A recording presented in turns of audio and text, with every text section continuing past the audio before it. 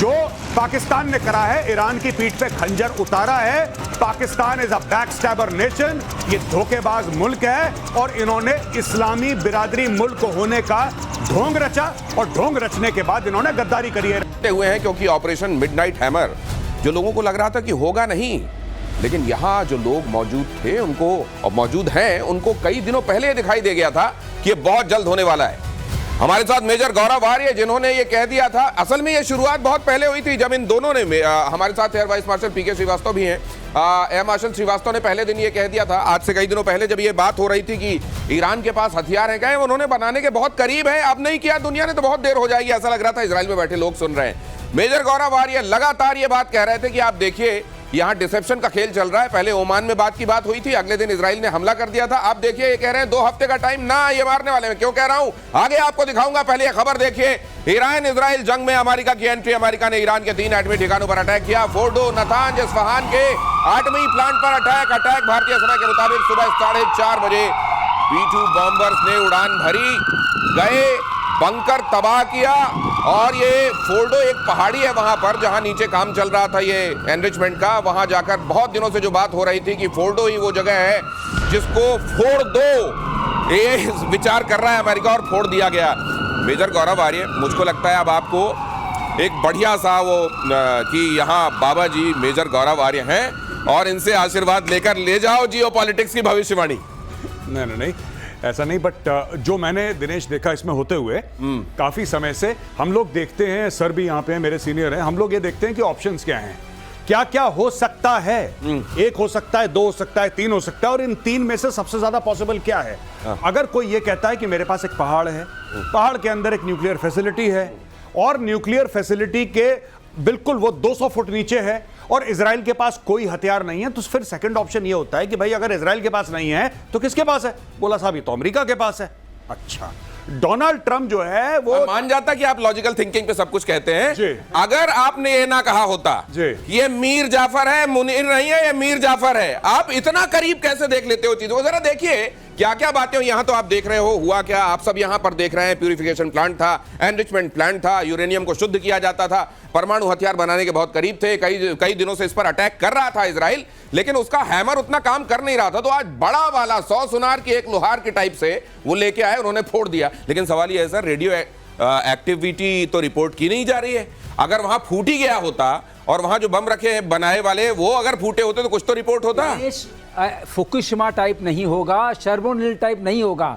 आप ऐसे सोचिए, चेर्नोबिल नहीं होगा, फुकुशिमा नहीं होगा, रेडिएशन नहीं होगा। होगा क्या? वो बता रहे हैं। होगा ये कि जो ये जिस उससे बॉम्ब से मारा है वो 2.6 इंच 2 फीट 6 इंचेस का ही है। अच्छा, इतना बड़ा छेद करता है। उसका नाम है मैसिव ऑर्डिनेंस पेनिट्रेटर। वो पहले 200 फुट पेनिट्रेट करके अंदर जाएगा, उसके बाद फटेगा। जब फटेगा तो सारी चीज उसके ऊपर आ जाएगी।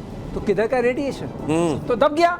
और आपको पता है अभी उनकी अच्छा, आप ये कह रहे हैं कि ऊपर का मलबा जाके उसमें गिर जाएगा तो रेडियो एक्टिविटी को बाहर आने का टाइम नहीं बात कर रहे हैं। असल में ये कब्र बना दी गई उन बमों की, पूरी कब्र बन गई है 300 फुट नीचे। पूरी दुनिया ये कह रही है और खुद ईरान ये कह रहा था। एक सेकंड, ये अगला फ्लैश कीजिएगा, लेकिन उससे पहले ईरान ये कह रहा था कि रेडियो एक्टिविटी तो रिपोर्ट होती, हमने तो पहले ही वहां से अपना माल गायब कर दिया था। दुनिया भी ये सोचने लगी कि वाकई अगर फोड़ा है, इतना बड़ा हथौड़ा मारा है, तो फूटने के बाद रेडियो एक्टिविटी रिपोर्ट होती। वहां क्यों नहीं मिल रही है? क्या वाकई पहले से सरकार लिया था माल वहां से? ऐसा नहीं है, कब्र बन गई है। लेकिन एक चीज है, आपने ये जो बात कही थी, कहते हैं ये B-2 बॉम्बर्स भी जब वहां गए, पाकिस्तान के एयर स्पेस का इस्तेमाल रिफ्यूलिंग के लिए हुआ, पता नहीं हुआ कि नहीं हुआ, ऐसी बातें भी चल रही हैं।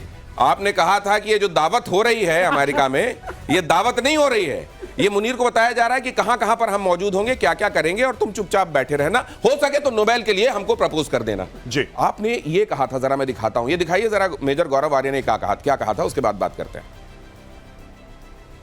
कई बार बोला था और प्रतिशोध पे बोला था कि पाकिस्तान का बहुत अहम रोल है। ये जो इसको खाना खिला रहा है ना वहां पे बुला के व्हाइट हाउस में, जो इनकी तारीफें कर रहा है कि देखो पाकिस्तान कितना अजीम मुल्क है, कोई अजीम मुल्क नहीं है। बेसिकली मीर जाफर को पैसे पहुंच गए। जो पाकिस्तान ने करा है, ईरान की पीठ पे खंजर उतारा है। पाकिस्तान इज अ बैकस्टैबर नेशन, ये धोखेबाज मुल्क है और इन्होंने इस्लामी बिरादरी मुल्क होने का ढोंग रचा और ढोंग रचने के बाद इन्होंने गद्दारी करी है। और इस कदर कि अब पाकिस्तान में भी मुनीर मीर जाफर के नाम से पुकारे जा रहे हैं। धन्य हैं आप। नहीं साहब, धन्य तो मुनीर है, और मुझे लगता है कि डोनाल्ड ट्रंप और नेतन्याहू को एक बार so called field marshal Asim Munir को थैंक यू बोलना चाहिए, क्योंकि असली में उनका डिस्कशन हो ही नहीं रहा है।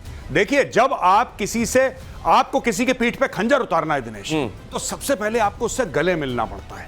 अब आप इधर आइए, जैसे अगर मुझे आपकी पीठ पे जैसे वो, तो मैं ये पीठ पे ये अफजल खान ने यही सोचा था शिवाजी के लिए, और शिवाजी बगनखा लेके गए थे और फाड़ दिया था पेट उन्होंने। तो जी, जो वहां पे छत्रपति शिवाजी महाराज के खिलाफ करने की कोशिश करी थी इसने अफजल खान ने, तो यही रोल अदा करा इन लोगों ने कि चलो, अब इन्होंने क्या करा कि ये गए, इनको सबसे पहले वहां पे खाना वाना खिलाया, पहली चीज। दूसरी चीज बोला कि हाँ बड़े ग्रेट लीडर हैं, बीच में ये चेक काट के दे रहे हैं धनाधन धनाधन धनाधन। मैंने एक और बात बोली थी कल परसों आपके में, बोली थी कि पाकिस्तान को आप खरीद नहीं सकते, लेकिन पाकिस्तान को किराए पे ले सकते हैं, और पाकिस्तान को किराए पे ले लिया अमेरिका ने। और ये भी देखिए जरा, ये भी देखिए, ये भी कहा गया था, ये भी सुन लीजिए, उसके बाद आगे आपको ले चलते हैं, आज की गतिविधियों के बारे में बताते हैं। लेकिन हम क्यों कह रहे हैं प्रतिशोध अटैक में B-2 बॉम्बर्स का इस्तेमाल।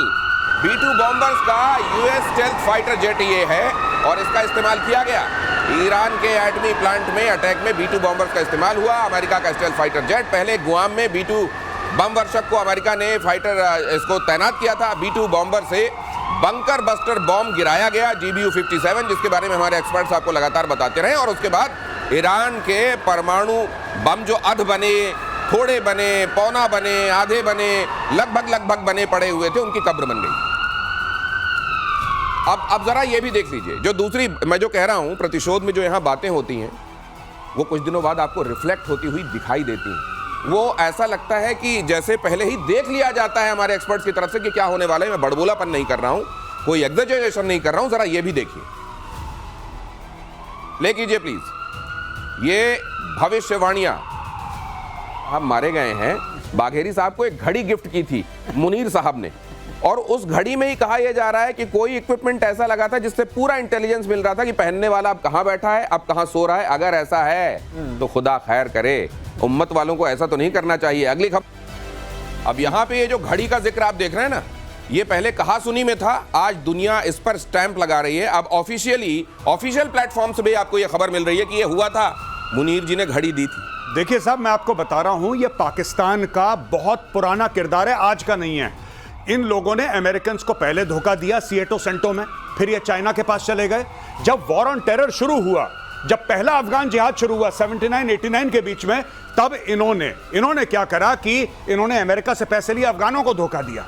फिर उसके बाद 9/11 हुआ। 9/11 के बाद इन्होंने अमेरिकन से दोबारा पैसा लेके दोबारा तालिबान को धोखा दिया, और जब इनको यह लगा कि अमेरिकन वापस जाने वाले हैं, तो इन्होंने तालिबान की तरफ से जाके अमेरिकन को धोखा दिया। बाकी सब तो ताजा वाली बात आप कर रहे हैं। सिएटो सेंटो जरा 2 लाइन में समझा दीजिए क्या है। देखिए, एक ये ग्रुपिंग बनी थी 50s और 60s में, सिएटो और सेंटो, और उस जमाने में ये अमेरिका के शुरू में बड़े क्लोज आए थे। तो क्या था कि चाइना के साथ अमेरिका के रिलेशनशिप थे नहीं उस जमाने में, तो पाकिस्तान ने उस वक्त भी दलाली खाई थी।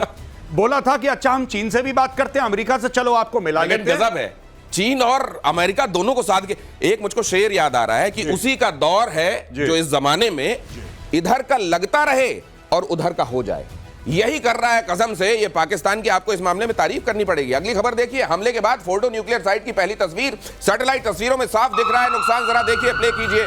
बमबारी के निशान साफ, जमीन धंसी हुई दिखी। ईरान का न्यूक्लियर प्रोग्राम खत्म किया। अमेरिका ने कहा यह सैन्य नहीं, स्ट्रेटेजिक स्ट्राइक थी। अमेरिका ने यह भी कहा। आपने भाई साहब, जिसको दुनिया नहीं पढ़ पा रही है ना, आप लोग गजब पढ़ना है।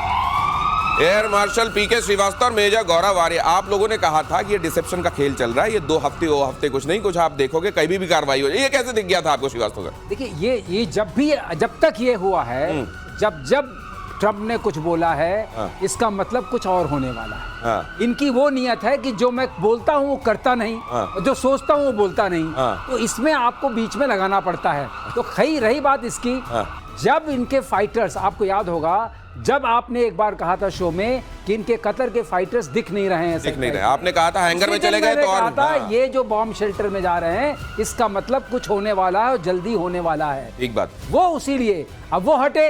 आपने इनका डिसेप्शन देखा, गुआम को भेजा था, E2 गुआम गए थे और जो यहाँ आके मार रहे हैं वो दूसरे हैं। राइट। और ये जो सैटेलाइट पिक्चर्स आप दिखा रहे हैं जिसको बोल करके बहुत सारे लोग ईरान में बोल रहे हैं कुछ नहीं हुआ, कुछ नहीं हुआ, क्योंकि जब 200 फुट जाके फटेगा तो ऊपर क्या दिखेगा? ऊपर क्या दिखेगा? तो गिर गया है।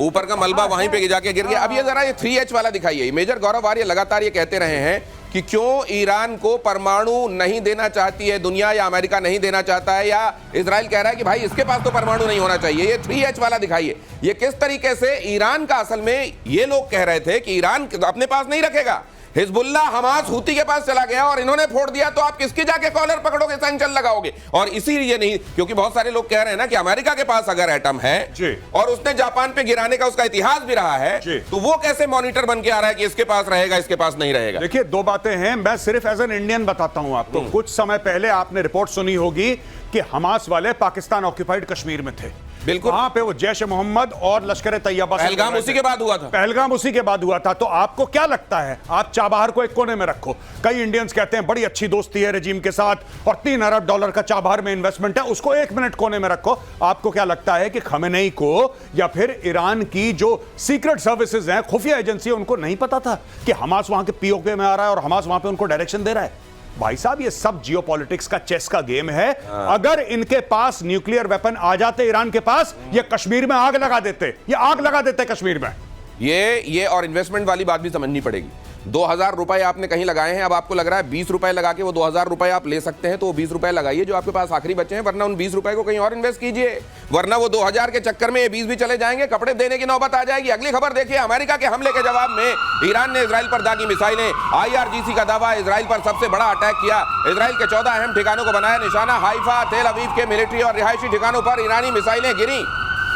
अगली खबर भी देखिए, ईरान के सरकारी मीडिया का बड़ा दावा, ईरान ने पहली बार, ये जो सर लगातार आप बता रहे हैं, ये शिकन, खैबर शिकन, ये आप नाम भी जब ले रहे थे मेरे को लग रहा था ये थोड़ा ये अरब फारसी टाइप का है, लेने मुश्किल। खैबर शिकन, पहली बार इसका इस्तेमाल किया, थोड़ा करके बोलना पड़ता है। खैबर मिसाइल को, खैबर शिकन मिसाइल को इजराइल पर दागा। ईरान का सबसे एडवांस मिसाइल खैबर शिकन, ये खुर्रम शहर 4 भी कह, ये बड़े सारे नाम दिए हैं सर। ये नाम ये है कि वाकई ये इनकी सबसे जबरदस्त मिसाइल है। अच्छा, सबसे जबरदस्त। मैंने आपको पहले भी आपके शो में बताया था कि ये जो आती है 150 किलोमीटर से नीचे, जब अंदर ऑल्टीट्यूड में, मतलब आपके एटमॉस्फेयर से बाहर है, आती है, तो ये कार्बन कंपोजिट्स की बनी हुई है। अच्छा, तो दिखती नहीं रडार पे। ओके। और उसके बाद EW रेजिस्टेंस है, मतलब अगर आपने EW से इसको इलेक्ट्रॉनिक वॉरफेयर से, भ्रम में डालने की कोशिश की तो भ्रम में नहीं आएगी। और तीसरी बात यह है कि इसका प्रिसिशन बहुत अच्छा है। यही है इनके पास, दिखेगी नहीं, भटकेगी नहीं और अचूक है। अचूक है और मैनवर करती है आते समय, आखिरी बार टारगेट लगने से पहले। ओके। खैबर शिकान, लेकिन इनके पास, ऐसा मत डरिए, बहुत सारे नहीं है, थोड़े से हैं हाइपरसोनिक्स। अच्छा। और 13 गुना ज्यादा चलती है ध्वनि की रफ्तार से। ध्वनि की रफ्तार से 13 गुना ज्यादा। खुर्रम शहर 4।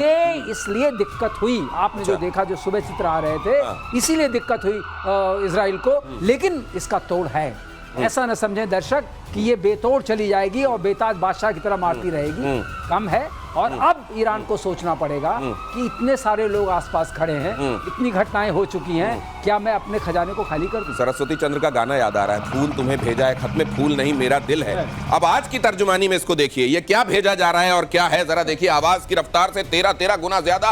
अगली खबर, अमेरिका की जंग में एंट्री से बौखलाया ईरान, किसी भी वक्त अमेरिकी बेस पर हो सकता है ईरान का हमला। ईरान के सुप्रीम लीडर ने अमेरिका को दी खुली धमकी, हमला ऐसा होगा जो इससे पहले कभी नहीं हुआ। खमेनेई ने कल अपने सक्सेसर बंकर में बैठे बैठे उन्होंने विल बना दी अपनी। जी, और ये सब मैं बता रहा हूं, ये हमारे ना लखनऊ में इसको कहते हैं चंडू खाने की। ये चंडू खाने की छोड़ रहा है ये खमेनेई। आज खून की नदियां बहेंगी, जैसे बिलावल बोलता है ना कि कभी अगर पानी नहीं बहा तो खून बहेगी और हिंदू इतने मर जाएंगे, लकड़ियां कम पड़ जाएंगी, अंतिम संस्कार। ये छोड़ रहा है। हाँ। बुजुर्ग वर्ग जो हैं ये कहीं बंकर में बैठे बेचारे, ये छोड़ रहे हैं, चंडू खाने की दे रहे हैं। अरे आपको अमेरिकन को मारना है, अब मारो। आपको किसने मना कर रहा है कि आप मत मारो? अरे मार के बोलो मार दिया। हाँ। अमेरिकन ने बोला कि हम कुछ नहीं करेंगे, कुछ नहीं करेंगे, जब मार दिया फिर डिक्लेयर कर दिया। हाँ। कहानी खत्म। अच्छा ये भाई जो ऐसा है हम मार देंगे, अब ऐसा होगा जो कभी पहले नहीं हुआ, जो अब होगा, फिर दुनिया देखेगी। पता नहीं क्या क्या स्टोरी है। अरे मार के खत्म करो, तुम्हें जो मार रहा है मारो। पॉलिटिक्स में और मॉडर्न वॉरफेयर में मुंह बम का भी बड़ा इस्तेमाल होता है। हाँ, हाँ? बिल्कुल। और ये मुंह बम चलाने वाले अक्सर वो होते हैं जिनको ये दिखाई देता है कि हम आखिरकार वो ऑब्जेक्टिव अचीव नहीं कर रहे और हम हार रहे हैं। अगर ईरान ने कुछ सीखा है पाकिस्तान से तो ये सीखा है। पाकिस्तान से बोलते रहो, कुछ ना कुछ बोलते रहो। अब तो ये कहा जा रहा है, सर जरा ये भी समझाइए, ये ठिकाने हैं, क्या अब ये ठिकाने खतरे में हैं? क्या ये जो अमेरिका के ठिकाने मिडिल ईस्ट में उसने जो बेसेस बनाए हुए हैं, क्या अब इन जगहों, क्या या फिर एंटीसिपेट करते हुए इन जगहों को फोर्टिफाई कर लिया गया है?